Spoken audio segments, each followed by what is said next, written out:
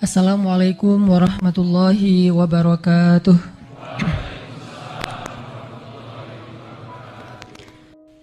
Allah memberikan hikmah atau ilmu kepada siapa yang Allah kehendaki. Dan siapa yang Allah berikan ilmu atau hikmah, maka berarti dia telah diberikan khairan katsira, nikmat atau kebaikan yang sangat banyak. Dan salah satu di antara makna hikmah atau ilmu menurut para ulama adalah ats-tsiqah billah. Ketika seseorang itu memahami lalu menjadi yakin kepada Allah Subhanahu wa taala. Ini ilmu paling berharga nih. Ada orang untuk bisa memahami biologis manusia, maka dia menghabiskan ratusan juta rupiah kuliah. Dia menghabiskan bertahun-tahun untuk kuliah. Dia menghabiskan waktunya setengah hari setiap harinya dari pagi sampai sore untuk kuliah memahami ilmu tentang manusia atau kedokteran. Ilmu tentang kejiwaan manusia, mental manusia atau psikologi. Ilmu nanti yang kemudian semakin rumit, semakin spesifik, semakin mahal harganya. Belajar tentang neurologi, ada yang spesialis jantung, ada yang spesialis segala macam. Itu menghabiskan biaya yang sekian ratus juta dengan waktu yang lama, dengan perjuangan yang hampir luar biasa. Bahkan banyak yang kita lihat teman-teman kita yang kuliah di kedokteran, kadang-kadang mereka menghabiskan setengah usianya di kampus. Demi apa? Mendapatkan ilmu tentang manusia. Sebegitu berharganya ilmu tentang manusia. Sehingga ketika dia mengerti ilmu tentang manusia, Allah jadikan pada dirinya itu dua kebaikan. Satu kebaikan untuk orang lain dan satu lagi kebaikan untuk dirinya sendiri. Kebaikan untuk orang lain, dia bisa mendiagnosa penyakit walaupun tidak bisa menyembuhkan, karena Allah lah yang menyembuhkan. Dia bisa mendiagnosa penyakit, dia bisa mengobati walaupun Allah lah yang menentukan kesembuhan. Ini manfaat dia untuk orang lain. Lalu manfaat yang dia dapatkan, kebaikan untuk dirinya sendiri dengan profesinya sebagai dokter, dengan profesinya sebagai seorang ahli, maka Allah Subhanahu wa taala memberikan kepada dia kelapangan rezeki yang halal. Ini baru mengerti ilmu tentang manusia. Lalu bagaimana kalau kita mengerti ilmu tentang kebesaran Allah? Mengerti ilmu tentang manusia aja, kita bisa dapat banyak kebaikan untuk diri kita dan orang lain. Lalu bagaimana dengan mengerti ilmu tentang pencipta manusia? Kemudian ada orang yang belajar tentang sains, belajar tentang bumi, belajar tentang astronomi, tentang semesta, belajar tentang laut, belajar tentang gunung, belajar tentang pohon, belajar tentang hewan dan seterusnya. Mereka belajar sains dari yang paling mikro sampai kepada yang paling makro. Ketika mereka mengerti sedikit saja dari ilmu itu, maka Allah Subhanahu wa taala jadikan mereka mulia. Allah jadikan mereka mulia. Yarfa'illahu alladhina amanu minkum walladzina utul ilma darajat. Diangkat derajat mereka oleh Allah. Padahal baru belajar tentang apa? Tentang ciptaan Allah, belum belajar tentang penciptanya. Tapi sudah Allah angkat derajatnya. Sehingga seorang saintis, seorang ilmuwan kemana-mana dihargai orang lain. Dia diberikan tempat yang paling istimewa. Dia diberikan kesempatan untuk mengajar, untuk menjelaskan, untuk mengcoach orang lain, untuk memahamkan orang lain. Dia berdiri di sebuah tempat yang tidak semua orang boleh berdiri di situ. Di sebuah stage, di sebuah podium, di sebuah tempat di mana dia hanya orang-orang yang memiliki kapasitas dan keilmuan yang luar biasa bisa berdiri di sana. Dia dikasih ruang di sebuah universitas. Lalu ketika dia mengajar di beberapa tempat sebagai dosen istimewa, lalu dia menjadi keynote speaker, maka Allah Subhanahu wa taala memberikan kemuliaan dan keberkahan dalam hidupnya. Dengan ilmu itu Allah kumpulkan di dalam genggamannya kemuliaan dan keberkahan. Kemuliaan, orang menghormati dia, orang memuliakan dia, orang mengistimewakan dia, orang memperlakukan dia lebih daripada orang lainnya. Dan keberkahan, Allah kasih rezeki yang berlimpah untuk dia. Ini baru belajar tentang ciptaan Allah, khalqis samawati wal ard. Dan ilmu yang dia dapatkan tentang ciptaan Allah itu baru sedikit saja. Lalu bagaimana dengan orang yang belajar ilmu mengenal kebesaran Allah Subhanahu wa taala itu sendiri? Jadi ilmu tentang Allah, ma'rifatullah, atau sebutan lainnya akidah, atau sebutan lainnya tauhid, atau boleh juga kita terjemahkannya dengan keep the faith, tentang kebesaran Allah, intinya lebih mulia daripada semua ilmu yang pernah kita pelajari dalam kehidupan kita, sesuai dengan ketertarikan kita, hobi kita masing-masing. Ada orang yang melatih dirinya supaya dia bisa melakukan sesuatu yang dia senangi, olahraga misalnya. Sehingga ketika dia udah jago, pro dalam satu bidang olahraga, maka Allah Subhanahu wa taala juga berikan kepada dia apa? Allah kumpulkan semua pandangan manusia ke arah dia. Sehingga ketika dia perform, ketika dia tampil, ketika dia ngetrik, semua orang akan bersorak untuk dia. Semua orang akan minta foto dengan dia. Orang nge-follow dia. Orang merasa bangga kalau bisa dibalas DM-nya atau mungkin sekedar komennya oleh dia, di-capture dan diposting balik oleh followersnya. Para media mencoba untuk berlomba-lomba menjadikan dia sebagai brand ambassador. Menjadikan dia sebagai orang yang bisa tampil di iklan. Menjadikan dia sebagai banyak hal yang mereka butuhkan dari dia. Karena dia melatih dirinya untuk bisa menguasai satu jenis hobi ataupun olahraga. Bisa entertain bentuknya seperti dunia seni. Bisa juga olahraga yang sifatnya fisik. Apapun itu. Baru melatih dirinya menguasai satu jenis keilmuan yang sifatnya olahraga atau entertain. Lalu bagaimana orang yang melatih dirinya untuk selalu taat kepada Allah, melatih dirinya untuk sholat dengan khusyuk, melatih dirinya untuk selalu bisa bangun malam walaupun dia lelah, melatih dirinya untuk bisa sesuai setiap hari target satu juz satu hari, melatih dirinya untuk menghafal Al-Quran semampunya. Dia habis-habisan melatih dan dia jadikan amal solih sebagai hobinya. Kira-kira seperti apa kemuliaan yang Allah berikan kepada orang ini? Padahal ini bukan hal yang mubah. Kalau yang olahraga, entertain, itu masuk kepada bagian yang mubah dalam agama. Kecuali ada hal yang dilarang maka menjadi syubhat ataupun haram. Secara umum mubah. Kenapa secara umum mubah? Karena kaidah fikih kita adalah al-aslu fil asya ibahah. Dasarnya segala sesuatu itu selain ibadah boleh. Dasarnya hukum apapun boleh kecuali ibadah. Kalau ibadah dasarnya itu nggak boleh kecuali ada perintah kan? Kalau selain ibadah, selain ritual, maka dasar hukumnya boleh semuanya. Jadi kalau ada ditanya apa Ustadz apa hukum ini? Boleh.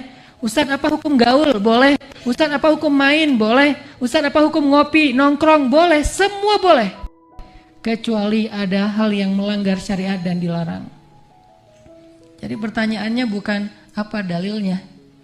Kalau ada yang nanya apa dalilnya, ini nggak perlu dijawab. Kenapa? Karena pertanyaannya salah sehingga tidak ada jawaban yang benar. Kalau pertanyaannya salah, maka tidak ada jawaban yang benar. Sehingga kalau orang menanyakan apa dalil nongkrong, maka tidak perlu dijawab. Karena pertanyaan salah, sehingga mau dijawab apapun jawabannya tetap salah. Pertanyaan yang benarnya apa?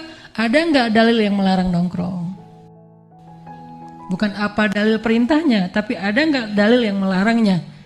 Oke, disebutkan melarang misalnya menyia-nyiakan waktu. Kita tanya, apakah semua nongkrong itu menyia-nyiakan waktu? Tidak. Ada orang yang nongkrong untuk silaturahim. Ada orang yang nongkrong sekedar untuk istirahat. Kayak misalnya jam kita break di kantor atau di kampus atau di sekolah, bukankah kita ke kantin? Di kantin namanya juga nongkrong. Nongkrong di kantin, nongkrong di kafe. Hanya istilah kafe saja istilah baru. Tapi kita tidak boleh terjebak kepada istilah. Kita harus melihat kontennya dan konteksnya. Konteksnya zaman sekarang istilahnya memang kafe. Kontennya apa? Mungkin dia duduk di situ sekedar ngopi. Apa bedanya ngopi di kafe dengan ngopi di rumah? Sama-sama ngopi. Cuman mungkin di kafe ada pengkondisian. Kondisiannya apa? Dia bisa ketemu sama temen. Dia bisa mesen kopi yang mungkin dia nggak bisa ngeracik sendiri. Kalau dia bikin sendiri nggak pernah bener. Kalau nggak kebanyakan air, kebanyakan kopi gitu kan ya. Udah diulik, nggak enak. Kalau di kafe ada baristanya, sehingga kopinya lebih enak. Tidak bisa kita langsung menyimpulkan bahwa duduk di kafe itu batil. Bagaimana kita menyebutkan kafe itu batil? Salah satu misi dakwah saya di Pemuda Hijrah dengan youth movement saya adalah saya pengen menghilangkan gap antara youth dengan masjid. Caranya bukan mencampurkan antara hak dan batil, tapi saya ingin membawa sesuatu yang mubah, sesuatu yang masih dibolehkan dalam agama selama itu tidak melanggar syariat, tidak jauh dari masjid. Sehingga yang senang dengan hal area yang mubah, dia didekatkan kepada yang sunnah. Yang sunnah didekatkan kepada yang wajib. Sehingga melakukan yang wajib dan sunnah ini mudah bagi orang-orang yang senang dengan yang mubah. Kalau kita tanya, hidup kita sebetulnya 24 jam itu lebih banyak porsi mubah, sunnah apa wajib? Lebih banyak porsi mubah kalau mau jujur. Jadi kalau orang mengatakan bahwa udah nggak usah mubah, wajib aja, berarti dia harus sholat 24 jam. Padahal tidur itu mubah, kerja itu mubah. Kapan kerja menjadi sunnah dan wajib? Ada yang namanya illah kalau dalam fikih. Ada yang namanya illah. Al-hukmu yaduru ma'al illati wujudan wa adaman, itu kaidah dasar fikihnya. Makanya belajar fikih itu sebetulnya, kalau saya dulu sebelum ada Pemuda Hijrah kan suka ngajar kayak tarbiyah gitu kan. Sebetulnya fikih itu ada dua. Ada produk fikih namanya hukum, syariat, halal haram itu produk fikih. Ada namanya persepsi fikih. Persepsi fikih inilah yang jarang dipelajari di Indonesia. Sehingga orang yang nggak punya persepsi fikih, hanya tahu hukum fikih, dia nggak siap dengan dinamika fikih. Apa dinamika fikih? Dulu haram, sekarang jadi halal. Atau sebaliknya, dulu halal, sekarang jadi haram. Itu dinamika fikih. Ada emang hukum yang berubah kayak gitu? Ada. Kenapa? Karena ilahnya berubah. Karena alasannya, karena kondisinya, karena kasusnya berubah. Sehingga hukumnya berubah. Dulu di zaman Nabi banyak hal yang pernah halal kemudian diharamkan. Namanya kalau dalam kaidah tafsir Al-Quran itu nasikh mansukh. Ayat yang menghapus dan ayat yang dihapus. Contoh, salah satu di antara yang dulunya boleh kemudian nggak boleh di zaman kita sekarang, maaf, nikah mut'ah. Itu pernah boleh, lalu diharamkan selama-lamanya sampai hari kiamat. Dan itulah yang membedakan kita dengan orang Syiah. Orang Syiah menganggapnya masih boleh sampai sekarang, sehingga enak gitu ya. Nggak apa-apa jadi jomblo. Kenapa? Karena nggak ada beban. Nikah udah gitu ceraikan, nikah udah gitu, dan dia kayak ada kontraknya gitu. Kalau untuk kita sebagai umat Islam, karena saya tidak menyebut Syiah sebagai umat Islam, dia beda agama, Islam, Syiah. Dan Islam nanti di dalamnya baru nanti ada mazahib, ada salafi, ada ikhwani, ada tabligh, di Indonesia ada NU, ada Muhammadiyah, itu mazahib, tapi semuanya Islam insya Allah. Dan semuanya manhajnya sama. Jadi buat saya salafi itu bukan manhaj, salafi itu madhab. Dan kita respect dengan mazhab yang berbeda. Tapi ada mazhab lain selain mazhab salafi. Di Indonesia ada tasawuf, tasawuf juga terbagi-bagi. Nanti ada teman-teman NU dengan ormasnya. Kemudian nanti ada secara organisasi masyarakat ada banyak nama yang lain. Intinya adalah kita beda dengan Syiah. Kalau Syiah dari dasar-dasar kaidah dalilnya juga udah beda, rujukan mereka udah beda, Al-Qur'annya aja bahkan beda. Kalau kita umat Islam, bagi kita nikah atau kawin kontrak itu sudah diharamkan selama-lamanya. Nah, ini artinya ada hukum yang memang sudah berubah. Nanti ada beberapa hukum lagi yang lain yang juga udah dirubah dalam Islam. Termasuk hukum zihar, hukum ayah angkat dan anak angkat. Dulunya Nabi punya anak angkat namanya Zaid bin Harithah. Kemudian turun ayat untuk melarang memanggil anak angkat dengan nama panggilan, nama belakangnya nama orang tua angkat. Zaid bin Muhammad dulu namanya. Padahal nama ayah aslinya bin Harithah. Kemudian diganti hukumnya, nggak boleh memanggil nama anak angkat dengan nama ayah angkatnya. Dan anak angkat boleh diambil, tapi dia hukumnya hukum anak angkat, bukan hukum anak kandung.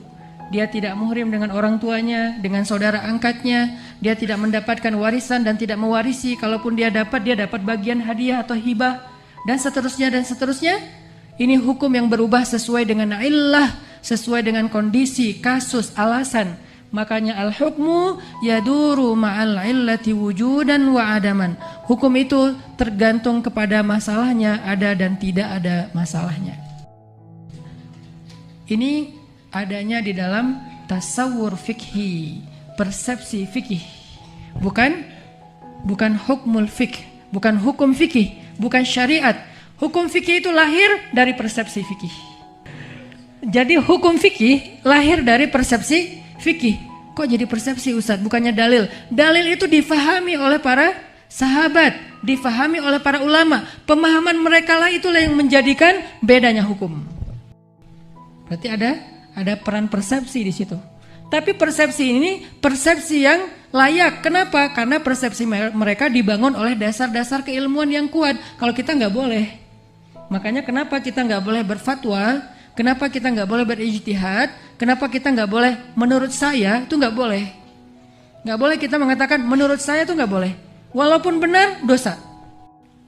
Terus kalau dalam urusan agama kita bilangnya gimana? Menurut syekh ini, menurut ulama ini, menurut mazhab ini.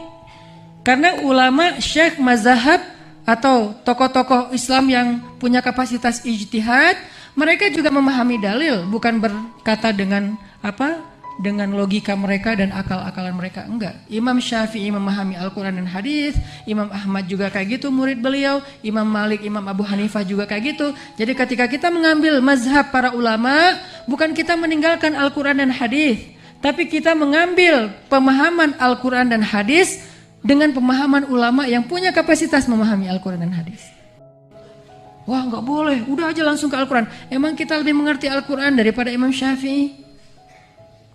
Emang kita lebih mengerti hadis daripada Imam Ahmad? Berapa hadis yang udah kita hafal? Baru sepertiga. Innamal a'malu binniyat. Bukan satu hadis, sepertiga. Karena hadisnya masih panjang. Imam Ahmad menghafal 1.000.000 hadis. Terus kita akan mengatakan tinggalkan pendapat Imam Ahmad dan langsung kembali kepada Al-Quran dan Sunnah. Siapakah yang lebih mengerti Al-Quran dan Sunnah? Kita atau Imam Ahmad? Sehingga mazhab tetap dipakai. Agak aneh ketika muncul kelompok yang mengabaikan mazhab, padahal dia baru muncul beberapa puluh tahun yang lalu, seolah-olah dia lebih mengerti daripada para masyayikh, para ulama-ulama besar dalam sejarah Islam. Saya kasih contoh, kayak gimana persepsi dalil mengubah hukum. Salah satu contohnya kisah sahabat setelah perang Ahzab. Perang Ahzab itu kan provokatornya adalah orang Yahudi. Perang Ahzab itu kalau bahasa kita perang koalisi. Jadi orang Quraisy berkoalisi dengan banyak orang-orang kafir yang ada di daerah sekitar Makkah, Taif dan sekitarnya, berkoalisi untuk ngeroyok Madinah, ngeroyok kaum muslimin. Sehingga disebut dengan Ahzab, jamak dari Hizb. Hizb itu kalau bahasa kita kelompok ataupun partai, itu Hizb. Ahzab, partai-partai. Jadi dikeroyok oleh banyak partai, mengeroyok siapa? Kaum muslimin sendiri di Madinah. Siapa dalang di balik pengeroyokan ini? Yahudi dari benteng Bani Quraidah. Mereka lah yang jadi tokoh intelektual dari perang Ahzab. Mereka yang bikin skenario perang Ahzab. Mereka yang membangun network koalisi. Mereka yang menyebarkan spionase kepada kaum muslimin. Pokoknya parah banget tuh Bani Quraidah. Sehingga setelah perang Ahzab kaum muslimin dimenangkan oleh Allah dengan angin yang kencang, sehingga camp tentaranya Ahzab itu diporak-porandakan oleh Allah. Akhirnya setelah kemenangan itu Nabi kemudian memerintahkan satu kelompok atau satu batalion sahabat dengan kalimat, pergilah kalian ke Bani Quraidah, janganlah kalian sholat asar kecuali di Bani Quraidah. pergilah kalian ke Bani Quraidah, janganlah kalian sholat asar kecuali di Bani Quraidah. Jelas ya kalimat hadisnya. Lalu berangkatlah sekelompok sahabat prajurit untuk pergi dan mengepung Bani Quraidah. Di tengah jalan waktu asar masuk, bahkan hampir kelewat, udah dekat dengan waktu maghrib. Mulailah mereka kemudian diskusi dan berbeda pendapat. Yang pertama mengatakan kita akan terus jalan, kita nggak akan sholat asar kecuali sampai di Bani Quraidah. Yang kedua mengatakan kalau kita paksakan meneruskan perjalanan, kita akan sampai di Bani Quraidah maghrib, lalu udah kelewat waktu asar. Kata yang pertama tidak masalah, kan teks kata Nabi juga jangan sholat asar kecuali di Bani Quraidah. Yang kedua mereka memahami teks dengan maksudnya, bukan dengan tekstualnya tapi konteksnya. Apa maksudnya? Maksud Nabi berangkatlah segera supaya kalian bisa sholat asar di Bani Quraidah. Kalau nggak keburu ya udah asar dulu, nanti lanjutkan perjalanan. Berbeda pandangan, berbeda persepsi terhadap dalil yang sama. Cuman kerennya sahabat, mereka saling respect, no judgment. Yang sebagian lanjut, sebagian sholat asar dulu. Kenapa yang lanjut? Tekstual. Dari situ lahirlah kelompok ulama yang berpikir secara tekstual. Gimana teks? Gak usah ditafsir-tafsirkan. Dari sejak zaman sahabat. Jadi bukan baru-baru ini ada perbedaan pendapat. Sehingga kalau kita lihat perbedaan pendapat, harusnya kita melihat sebuah kekayaan intelektual Islam yang sudah lahir sejak zaman Nabi bersama para sahabat. Jadi nggak usah panik dengan perbedaan pendapat. Saya nggak setuju, biasa aja kali. Dan saya juga sholat dengan istri saya beda gaya. Kalau saya gayanya tahiyat terakhir diangkat sekali. Istri saya kayak apa ya? Dia semangat banget gitu, berkali-kali. Kalau saya kan sekali doang. Asyhadu alla ilaha illallah. Istri saya tuh berkali-kali. Yang bingung anak saya.